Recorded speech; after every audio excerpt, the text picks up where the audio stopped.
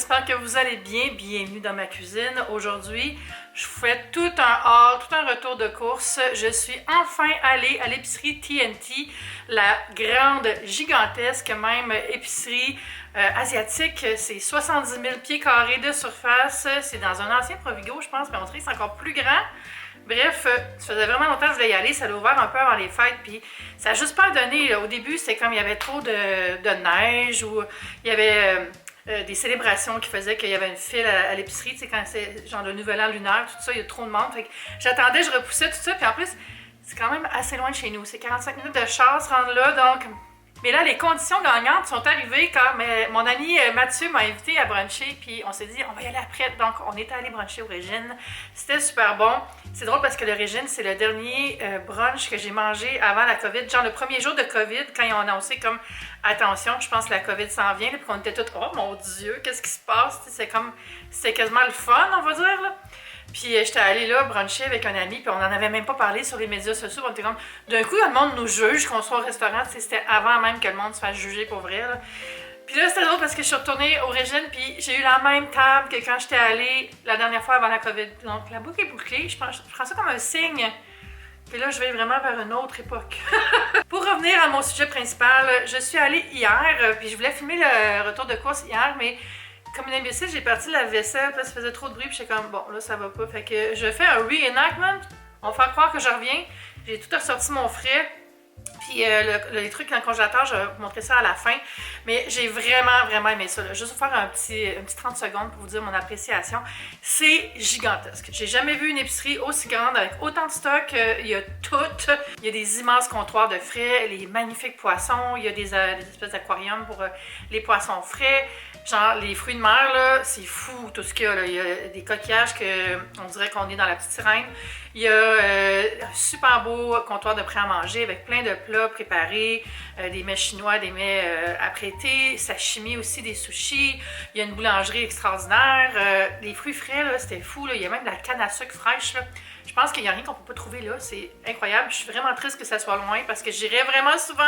C'est super chouette. J'ai été un peu comme déstabilisée tellement c'était grand. Puis il y avait beaucoup de monde. On n'a pas choisi la meilleure journée pour y aller, évidemment, samedi après-midi.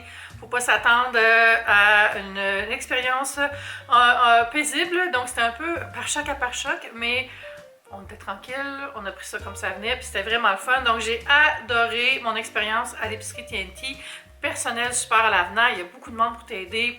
C'est vraiment le fun. Mais là, je vais arrêter de jaser parce que je sais qu'est-ce qui vous intéresse, c'est de voir qu'est-ce que j'ai acheté. Alors, j'ai acheté plein de choses, des boissons, des dumplings, plein d'affaires. On recommence avec ça ici, que je sais pas c'est quoi exactement, mais heureusement, il y a des petites affichettes, puis c'est comme traduit, puis c'est marqué que c'était comme un genre de ragoût. Bon, c'est marqué ici, bœuf et patates.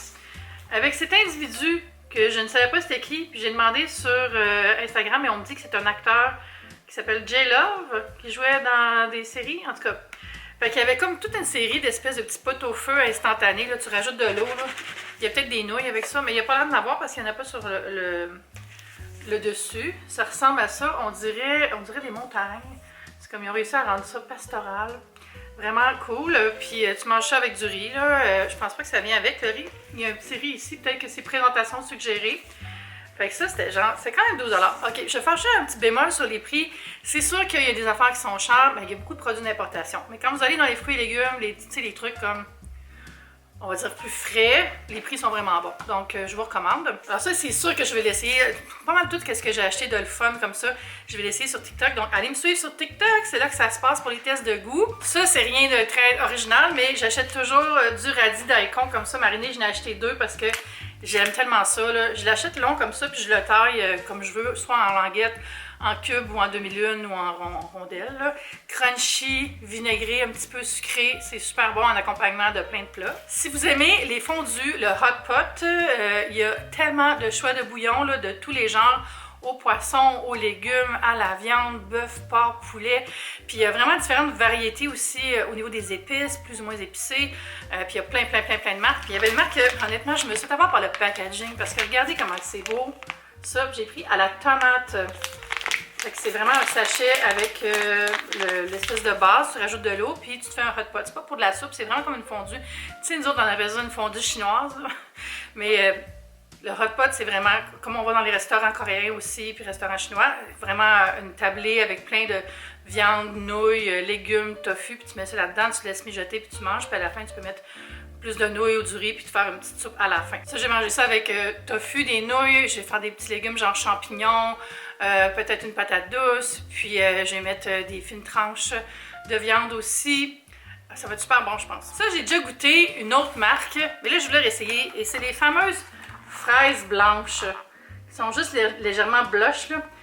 Des fois, ça goûte comme l'ananas, mais en tout cas, je voulais essayer une autre marque, donc je vais tester ça avec vous.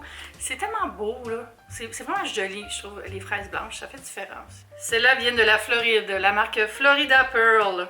Ils appellent ça des pine berries, en fait. C'est même pas des fraises à la base. Eh ben.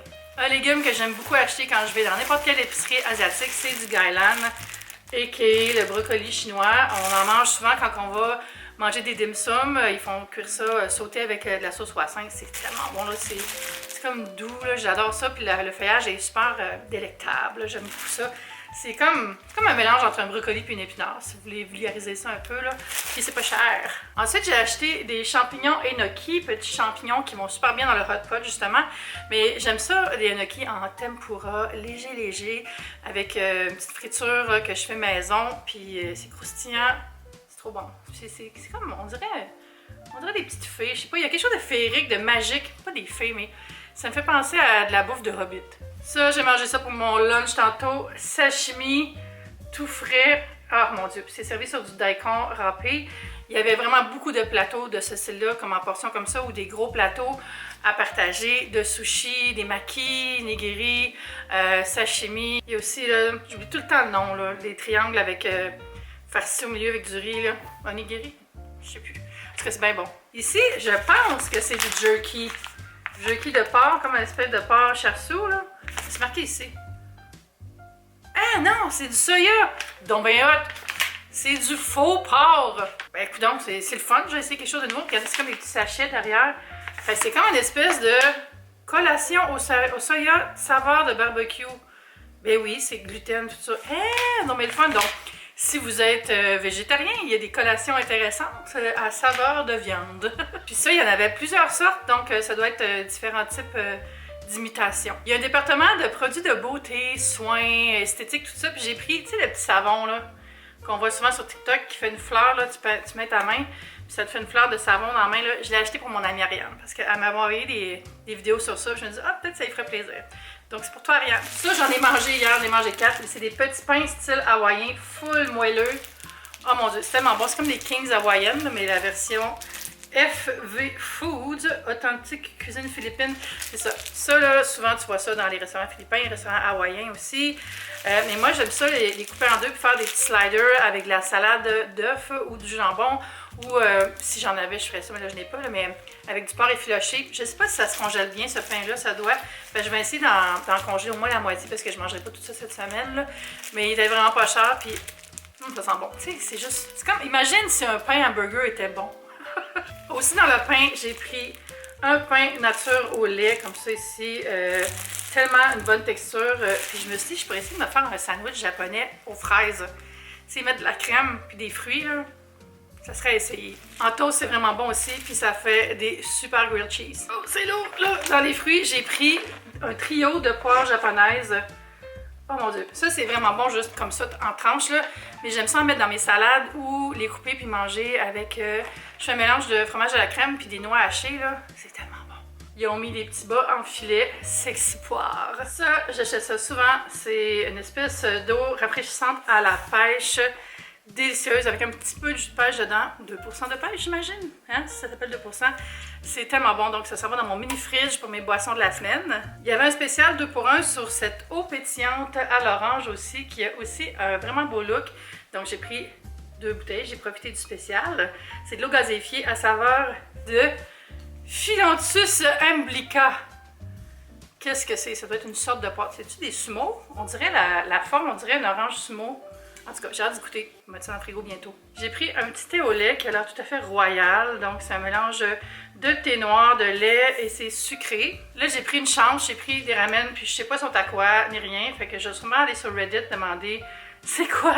Si vous le savez, dites-moi les. Mais je trouvais le petit bonhomme, il est drôle. Il est comme Hey, check it out, check mes ramen. Puis, je sais pas, je trouvais que ça va l'air bon. C'est niaiseux des fois, je suis comme, ah, je regarde ce carton et l'aliment a l'air bon, pourtant l'aliment est même pas sur le carton. C'est quoi la logique? Là, ces boissons-là aussi, je trouvais les bouteilles incroyables. C'est à la pêche et à la poire, je crois.